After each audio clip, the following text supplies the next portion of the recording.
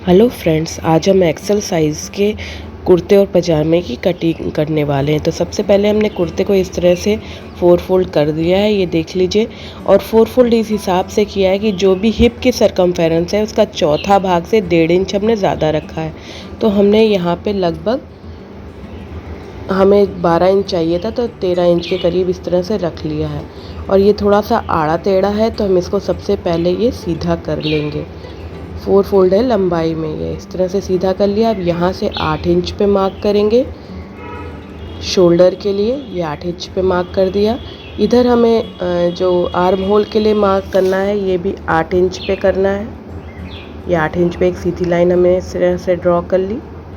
अब इस पॉइंट पे हमें चाहिए है जो भी चेस्ट की माप है उसका चौथा भाग और 1 इंच की लूजिंग, बट हम यहाँ पे 11 इंच पर मार्क करेंगे। तो हम इस तरह से सीधी 11 इंच प्लस 1.5 इंच जो कि सिलाई के लिए हमें चाहिए होगा, यानी हमने यहाँ पे 12.5 इंच पे मार्क किया। अब ऊपर की लाइन से 14 इंच पे एक मार्क करेंगे और फिर एक मार्क करेंगे 21 इंच पे। सीम अलाउंस हर में 1.5 इंच हम ऐड करना है। यहाँ कमर की माप है हमारी, तो कमर की माप जो भी हो आपकी, यहाँ पे हम देखिए 11 इंच पे एक यू मार्क किया है, 1.5 इंच अलग से हमें नाप लेना है। और यहाँ पर 14 इंच पे भी एक बार मार्क कर ले रहे हैं, दोबारा हम दिखा रहे हैं। और ये 21 इंच पर भी एक मार्क कर रहे हैं। जो 11 इंच का मार्क है वो कमर का मार्क है, तो इस पे हमें 10 इंच चाहिए था और 10 इंच पे मार्क किया। और फिर 1.5 इंच हम देंगे इसमें सिलाई मार्जिन। यहाँ पे हमें हिप की माप लेना है, यानी 12 इंच पे मार्क करना है और 1.5 इंच उसके बाद सिलाई मार्जिन देना है। हमने ये इसी हिसाब से रखा था कि ये सिलाई मार्जिन 1.5 इंच जुड़ जाए, तो 12 प्लस 1.5 इंच लेना है हमें। 13.5 इंच पे यहाँ मार्क कर लिया। अब इसके बाद इन तीनों पॉइंट्स को मिला लेंगे। ये देखिए 1.5 इंच की सीम अलाउंस हम सिलाई के लिए देते हैं, तो इस तरह से हो गया। हल्का सा हमने यही सीधी स्केल ले ली, हम इसे गोलाई दे लेंगे। अब ये यहाँ पे सिलाई के लिए मार्जिन दे ले रहे हैं। ये आप 1 इंच भी रख सकते हो, 1.25 इंच भी रख सकते हो। हमने यहाँ 1.5 इंच लिया है और इस तरह से हल्का सा गोलाई दे ली है, ये ऐसे। तो ये हो गया और नीचे तक हम सीधी कटिंग करेंगे। तो ये लंबाई हमें जितनी चाहिए वो आप रख लीजिए। हमने यहाँ पर 42 इंच लंबाई करनी है, तो 1 इंच एक्स्ट्रा रखा है जो कि हमारी नीचे मोड़ने में चला जाएगा। तो हमने यहाँ पे इस तरह सीधी लाइन कट कर ली। अब जैसे जैसे मार्किंग है यहाँ पर भी सीधी लाइन एकदम नीचे तक बनेगी, तो ऐसे ये कट कर दे रहे हैं। लाइन करके निशान हमने सब लगा लिए हैं एक्सेल साइज़ के हिसाब से। 8 इंच का कंधा, 8 इंच का आर्म होल, चेस्ट की माप हमारी इस तरह से गोलाई यहाँ पे दे लेंगे अपने आस्तीन के लिए। ये आधा इंच अंदर लेके आगे की गोलाई देंगे, क्योंकि आधा इंच अंदर ही आगे की गोलाई होती है। तो ये हो गई।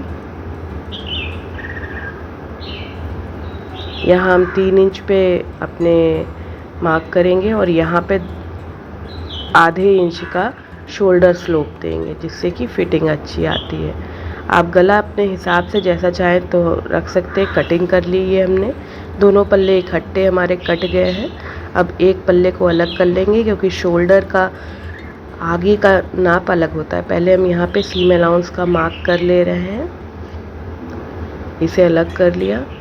अब इसको फिर से डबल फोल्ड करके हम यहाँ जो शोल्डर या आर्म होल की जो कटिंग की है, आगे के लिए आधे इंच अंदर से की थी, तो वो हम कटिंग दे ले रहे हैं। ये इस तरह से हो गई। यहाँ पर भी हमने सीम अलाउंस का मार्क दे लिया है। अब हम ये मार्क करेंगे कि कितनी गोलाई पे आ रहा है। तो ये 9 इंच की गोलाई आ रही है आगे की तरफ। देखिए ऐसे करके इंची टेप की मदद से हमें ये नापना है। तो ये 9 इंच आ रहा है। ये हम शोल्डर की कटिंग के लिए नाप रहे हैं, तो हमारा 9 इंच आ रहा है। तो 9 ही इंच हमें चौड़ाई रखनी होगी अपने आस्तीन की। तो हम इसे बचे हुए कपड़े को इस तरह से डबल फोल्ड कर रहे हैं एक बार, फिर एक बार 4 फोल्ड में ले रहे हैं, जिससे कि आस्तीन हमारी दोनों बनेंगी। तो इसे अच्छे से बिछा लेंगे। ये लंबाई आप आस्तीन के अपने हिसाब से रख सकती हैं, पर फोल्ड करके ये कम से कम 9 इंच तक आना चाहिए। वैसे 8.5 चाहिए, आधा इंच हमने सीम अलाउंस रखा है। तो ये हमने 9 इंच पे रख लिया है। थोड़ा सा ज़्यादा ही होगा तो कोई चिंता की बात नहीं है। तो ये इस तरह से 9 इंच हमने नाप दिया। अब हम यहाँ पर भी सीधी लाइन कर लेंगे, क्योंकि ये भी टेढ़ा बेढ़ा सा है। अब ये सीधी लाइन से ये यहाँ से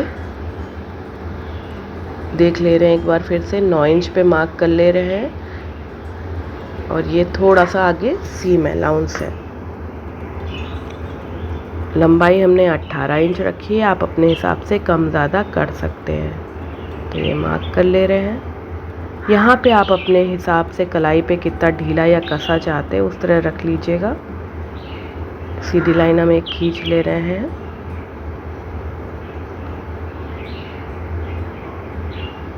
फिर यहाँ 3 इंच अंदर पे एक मार्क करेंगे, और इस मार्क से आधा इंच इस तरह से ऊपर उठे, फिर तिरछा यूँ मिलाया, और ये जो तिरछी लाइन जा रही है इसका मिड पॉइंट पे एक पॉइंट करेंगे। ये देखिए, ये मिड पॉइंट पे, और फिर ये 2 पॉइंट्स के बीच पे एक पॉइंट करेंगे।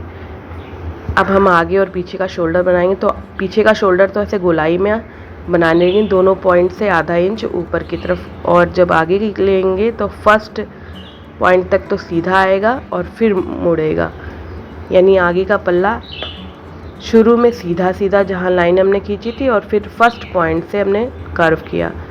फिर हमने यहाँ पे जो आस्तीन की नाप चाहिए है वो ले ली। हमने यहाँ पे 7 इंच पे ले ली, और आधा इंच यहाँ भी सीम अलाउंस ही दे दिया। अब दोनों पॉइंट्स को मिला लेंगे। ये आप अपने हिसाब से कम ज़्यादा रख सकते हैं। अगर आप छोटी आस्तीन कर रहे हो तो ढीलापन ज़्यादा मत करिएगा, और अगर आप जैसे हमने लंबी रखी है तो इस पे आप ढीला रख सकते हैं। अब हमने यहाँ पे दोनों पॉइंट्स को इस तरह से मिला लिया। अब इसकी भी कटिंग कर लेंगे। तो इस तरह से हमारे कुर्ते की कटिंग हो गई। गला आप अपने हिसाब से बना सकते हैं। इससे पहले भी हमने इसी कुर्ते के गले की वीडियो अपलोड की हुई है, तो आप वहाँ भी देख सकते हैं। वी नेक का कॉलर वाला गला बनाया हुआ है हमने।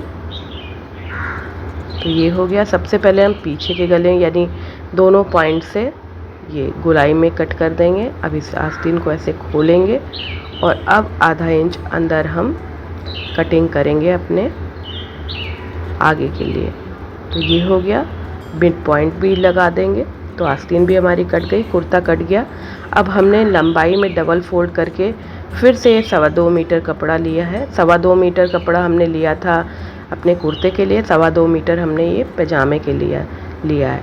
तो ये भी हमारा लंबाई हमें यहाँ पे 40 इंच रखनी है। तो सबसे पहले खुली तरफ हमने अपनी तरफ रखी है। ये आधा इंच जो किनारी होती है वो किनारी पर हम सीधी एक लाइन खींच लेंगे। इसे हम कट करके अलग निकाल देंगे, क्योंकि ये अगर किनारी हम इसी में रखते हैं तो ये खिंचाव देती है, और हमारा जो भी प्लाज़ो या पैंट होती है वो सही नहीं बनती है। तो सबसे पहले हमें भी डबल फोल्ड करके लंबाई में कपड़े को रखना है, और इस तरह से आधा इंच पूरी जगह से ये किनारी को हटा देना है।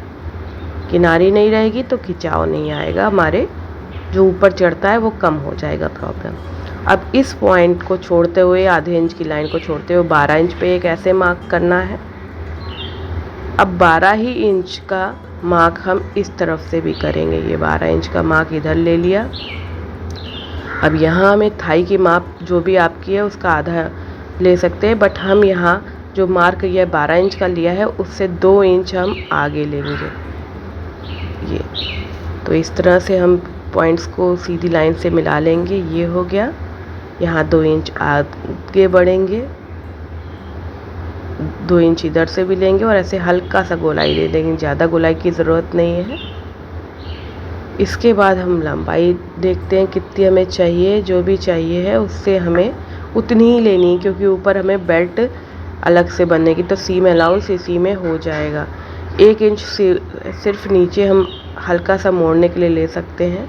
तो हमने यहाँ पे 38 इंच पे मार्क कर लिया है। आप नॉर्मल साइज़ है, ये सीधी लाइन खींच ली। अब ये हो गया।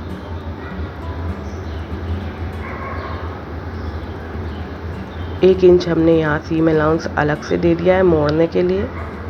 यहाँ पर हमने 2 इंच एक्स्ट्रा दिया है। इसका मिड पॉइंट हम निकाल लेंगे। ये मिड पॉइंट है। मिड पॉइंट लगभग 7 और 2 पॉइंट और आता है, तो 7 और 2 पॉइंट पे हमने नीचे भी एक मार्क कर लिया है। अब इस मार्क के हमें ढीला पैजामा चाहिए था, तो 16 इंच हमारी गोलाई रखेंगे। तो इस पॉइंट से 4 इंच ऊपर पे एक मार्क लगाएंगे और 4 इंच नीचे पे एक मार्क लगाएंगे, और फिर इसमें आधा इंच नीचे यहाँ सीध में मार्क लगाएंगे। ये मार्क हमारा इस तरह से हम इंची टेप से मार्क कर लेंगे। हमारे पास शेप पट्टी नहीं है, तो हम उसी की जुगाड़ में इस तरह से कर रहे हैं। एकदम परफेक्ट फिटिंग आएगी, कोई टेंशन की बात नहीं है। फिर इस मार्क से यहाँ वाले मार्क को ऐसे तिरछा मिला लेंगे। एक्सेल साइज़ का पैजामा और जो ये कुर्ता है ये एकदम परफेक्ट फिटिंग का आएगा।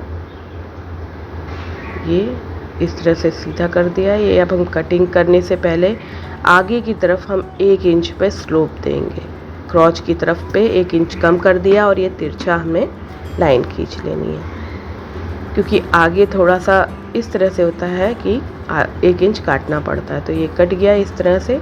अब बचे हुए कपड़े पे इसी कपड़े को, ये भी हमारा डबल फोल्डेड है, और इसमें से भी हम किनारी हटा लेंगे। इसको इस तरह से रखना है, हमें इस तरह से रखना है कि 1 इंच पीछे मतलब वाला हिस्सा हमें बड़ा रखना है। ये देखिए 1 इंच हमने इससे ज़्यादा रखा है आगे बढ़ा के। यहाँ पे ये देखिए दिख पा रहा होगा आपको, 1 इंच ज़्यादा है यहाँ पे, और किनारी हमने छोड़ दी है। इधर हमें 1 इंच ज़्यादा रख के सीधी वो करनी है। सीधे हम अब निशान लगाते हैं, हम स्टार्ट करते हैं। तो ये देखिए ये यहाँ किनारी छोड़ते हुए जैसे इस तरफ मार्क है सेम वैसे ही मार्किंग कर रहे हैं, उसमें कोई अंतर नहीं कर रहे हैं। तो ये मार्किंग हो गई। अब यहाँ हमने 1 इंच ज़्यादा लिया ही है, तो 2 इंच इधर से एक्स्ट्रा बढ़ाना है। इधर से भी क्रॉच वाले एरिए पर भी 2.5 इंच हमें बढ़ा देना है। तो ये 2.5 इंच हमने एक्स्ट्रा किया, और यहाँ भी 2 इंच पूरे में हम नीचे तक 2-2 इंच हम जाते आएंगे, क्योंकि आगे की तरफ हमने ये बहुत टाइट नहीं बना रहे हैं, तो हमने इसे इसी हिसाब से बनाया है। अब हम स्केल लेंगे और स्केल से यहाँ लाइनों को सीधा करेंगे जो 2-2 इंच एक्स्ट्रा पे है। अब यहाँ हमें तिरछा करना है, क्योंकि 1 इंच हमने क्रॉच की तरफ ज़्यादा रखना है, और अगर देखें तो 2 इंच ज़्यादा हो जाएगा, क्योंकि आगे का क्रॉच 1 इंच हमने छोटा किया था। तो ये हो गया, और यहाँ पे गोलाई दे लिया ये। अब इस जगह भी हम फ्री हैंड से ये 2 इंच के मार्क को मिलाते हुए कर गए। इसे हटा देंगे, और हमने जैसा निशान लगाया वैसे कटिंग कर लेंगे। तो ये पीछे का पल्ला भी रेडी हो गया। Thanks for watching. कटिंग कदम। ऊपर की बेल्ट के लिए हमने 4 इंच चौड़ी पट्टी ली है, और इस तरह से हमने 12 बाई 6 इंच का ये जेब भी ले ली है।